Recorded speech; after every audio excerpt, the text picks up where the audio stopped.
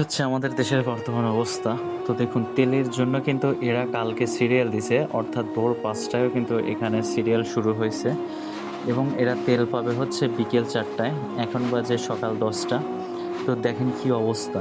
এর মধ্যে কিন্তু মানুষ তেল নেওয়ার জন্য ঘন্টার পর ঘন্টা অপেক্ষা করতে হচ্ছে। শুধু এই পাম্পেই নয়, এটা কিন্তু সারা বাংলাদেশের যে কোনো জায়গাতেই এখন বর্তমান এই অবস্থাটাই বিরাজ করছে। জানি না এরকম কবে সংকট দূর হবে।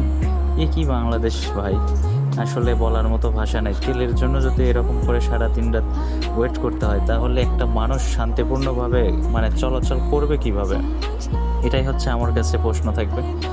এবং আমাদের দেশের সরকার কিংবা হচ্ছে জ্বালানি প্রতিমন্ত্রী কি করবে তা বলার ভাষা, আমি জানি না কি করবে।